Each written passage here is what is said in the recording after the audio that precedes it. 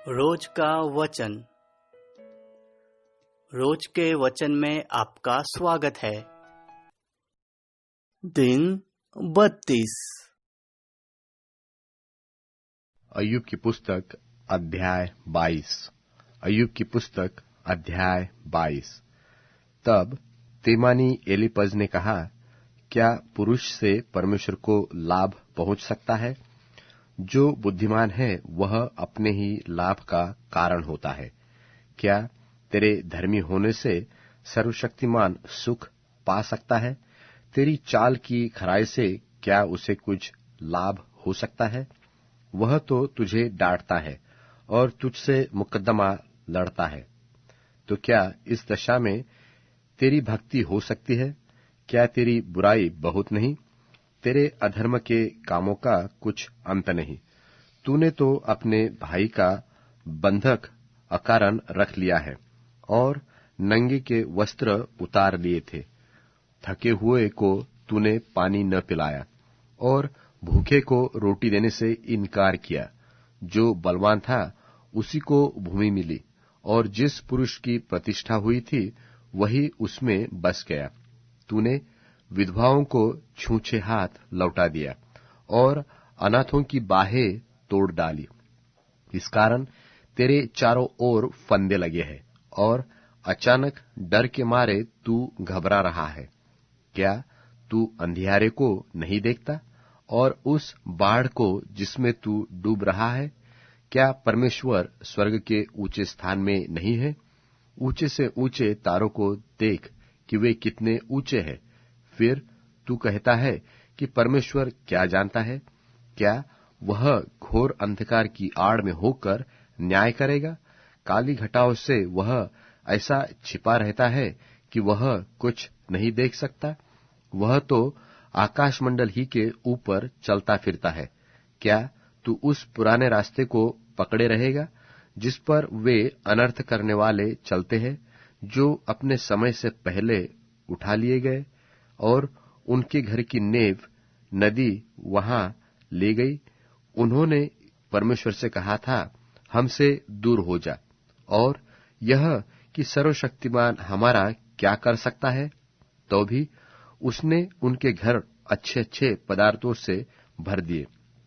परंतु दुष्ट लोगों का विचार मुझसे दूर रहे। धर्मी लोग देखकर आनंदित होते हैं और निर्दोष लोग उनकी हंसी करते हैं कि जो हमारे विरुद्ध उठे निस्संदेह मिट जाए, और उनका बड़ा धन आग का कौर हो गया है। उससे मेल मिलाप कर, तब तुझे शांति मिलेगी और इससे तेरी भलाई होगी। उसके मुंह से शिक्षा सुन ले और उसके वचन अपने मन में रख।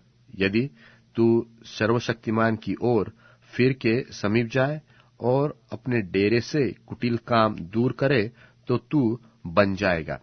तू अपनी अनमोल वस्तुओं को धूलि पर, वरन ओपीर का कुंदन भी नालों के पत्थरों में डाल दे।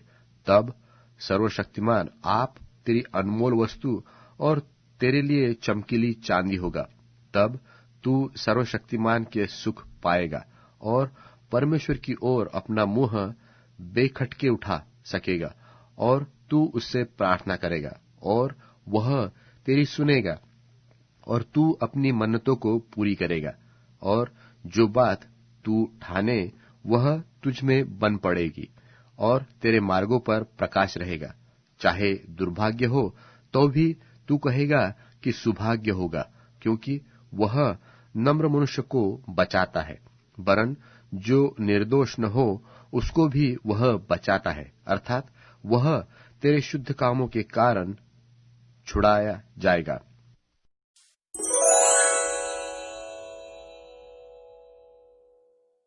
अय्यूब की पुस्तक अध्याय 23। अय्यूब की पुस्तक अध्याय 23।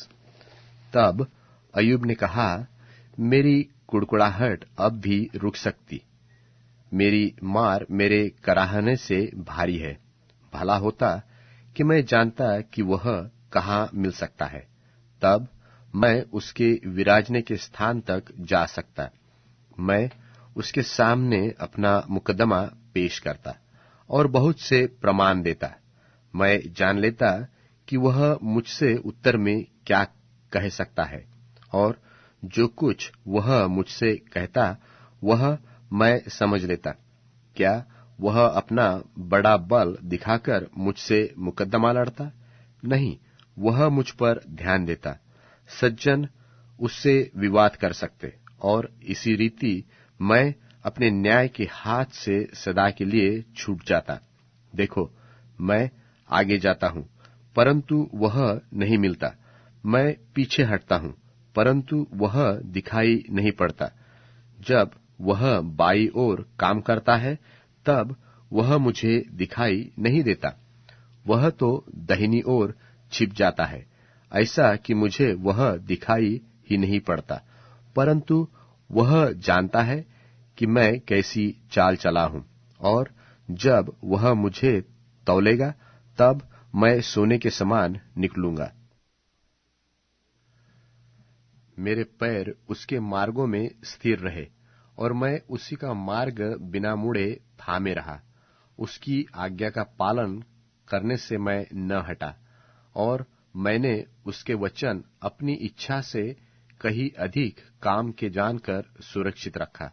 परंतु वह एक ही बात पर अड़ा रहता है, और कोई उससे फिरा नहीं सकता। जो कुछ उसका जी चाहता है, वही वह करता है। जो कुछ मेरे लिए उसने ठाना है, उसी को वह पूरा करता है। और उसके मन में ऐसी ऐसी बहुत सी बातें हैं। इस कारण मैं उसके सन्मुख घबरा जाता हूँ। जब मैं सोचता हूँ, तब उससे थरथरा उठता हूँ, क्योंकि मेरा मन परमेश्वर ही ने कच्चा कर दिया, और सर्वशक्तिमान ही ने मुझको असमंजस में डाल दिया है। इसलिए कि मैं इस अंधियार से पहले काट डाला न गया, और उसने घोर अंधकार को मेरे सामने से न छिपाया।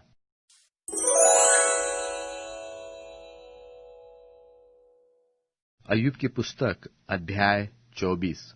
अय्यूब की पुस्तक अध्याय 24। सर्वशक्तिमान ने समय क्यों नहीं ठहराया?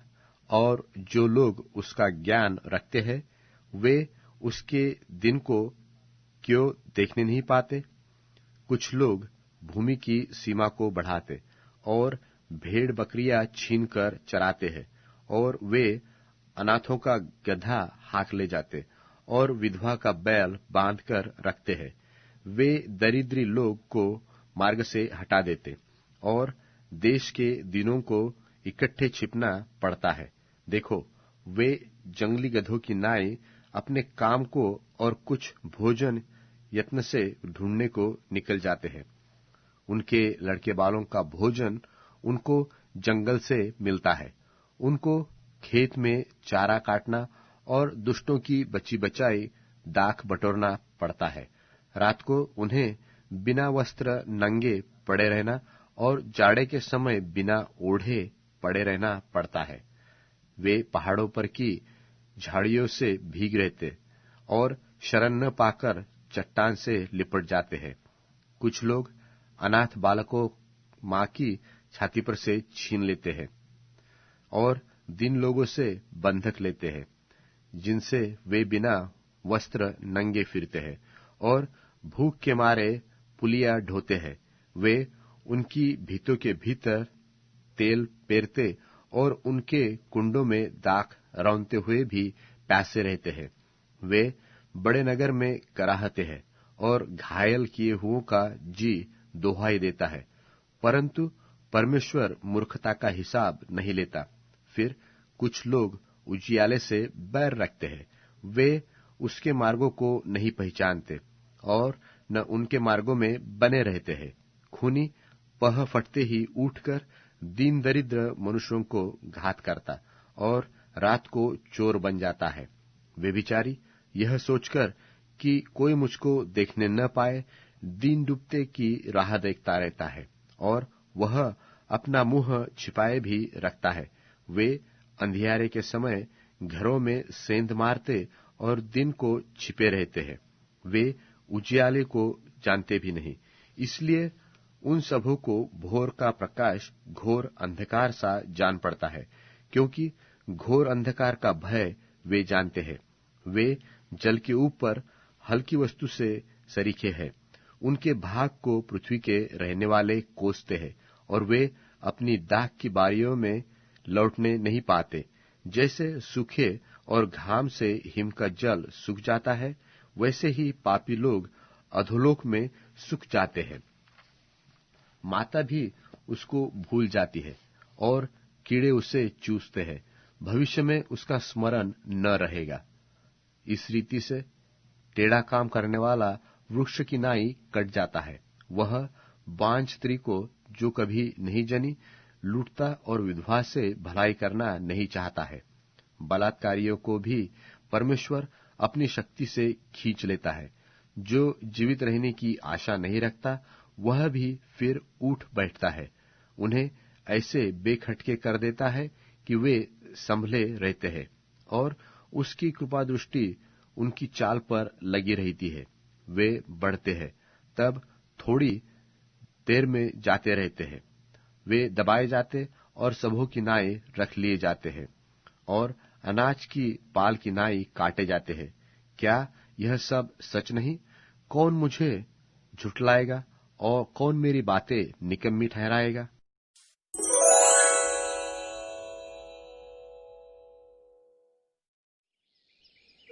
सुबह जब वे शहर लौटे तो उन्हें बड़ी भूख लगी।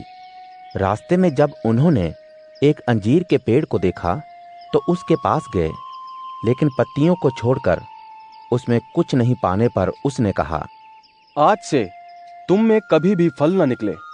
तुरंत अंजीर का पेड़ सूख गया। शिष्यों ने जब यह देखा तो आश्चर्य से कहा, अरे, अंजीर का पेड़ कितनी जल्दी सूख गया। यीशु ने जवाब में उनसे कहा, मैं तुमसे सच कहता हूं, अगर तुम्हारे पास विश्वास है और शक नहीं है, तो तुम सिर्फ यही ना करोगे जो इस अंजीर के पेड़ के साथ किया गया है, लेकिन इस पहाड़ से कहोगे, उखड़कर समुद्र में जा गिरो, तो ऐसा हो जाएगा। जो कुछ तुम बिना शक किए हुए दुआ में मांगोगे, वो सब तुम्हें मिलेगा। जब यीशु प्रार्थना भवन में आकर सिखा रहे थे, तो प्रधान पुरोहित और लोगों के अगुओं ने आकर कहा, तुम ये काम किसके अधिकार से करते हो? और यीशु ने जवाब में कहा, तुम मुझे जवाब दो तो मैं भी तुम्हें बता सकूंगा कि किसके अधिकार से मैं ये काम करता हूं। यूहन्ना का बपतिस्मा किसकी तरफ से था? स्वर्ग के आदेश से या इंसानों की तरफ से? वह लोग आपस में ही बहस करने लगे। अगर हम कहें स्वर्ग से, तो वो हमसे कहेंगे, तो तुमने उस पर विश्वास क्यों नहीं किया? लेकिन अगर हम कहें मनुष्यों की तरफ से, तो हमें लोगों का डर है, क्योंकि हर एक जन यूहन्ना को नबी समझता था। उन लोगों ने यीशु को यह जवाब दिया, हमें नहीं मालूम। तब यीशु ने उनसे कहा, तो मैं भी तुम्हें ये नहीं बताता कि मैं किसके अधिकार से ये सब काम करता हूं। एक आदमी के 2 बेटे थे। वो उनमें से एक के पास गया और कहा, बेटे, आज जाकर मेरे अंगूर के बगीचे में काम कर लो। उसने जवाब दिया, मैं नहीं करता। बाद में उसका मन बदल गया और काम करने गया भी। जब दूसरे बेटे के पास जाकर उसने वही बात कही, तो उसका जवाब था, श्रीमान जी, अभी जाता हूं। लेकिन उसने वैसा किया नहीं। अब तुम ही बताओ कि इन दोनों में से किसने अपने पिता की बात मानी? उन लोगों ने कहा, पहले ने। यीशु ने उन लोगों से कहा, मैं तुमसे यकीनन कहता हूं कि टैक्स जमा करने वाले और यौन व्यापार में लगी महिलाएं तुमसे पहले परमेश्वर के राज्य में दाखिला पाएंगे। क्योंकि तुम्हें सच्चाई के पथ को दिखाने के लिए यूहन्ना आया था, लेकिन तुमने उस पर विश्वास नहीं किया। लेकिन टैक्स लेने वालों और वेश्याओं ने उस पर भरोसा रखा। लेकिन तुम ये देखकर पीछे भी ना पछताए कि उस पर विश्वास कर लेते।